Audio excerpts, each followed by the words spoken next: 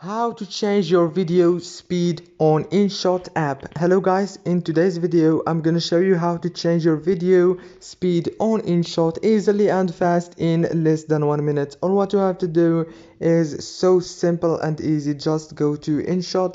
As you can see right here, this is the home page. Now go down here and click on the video option.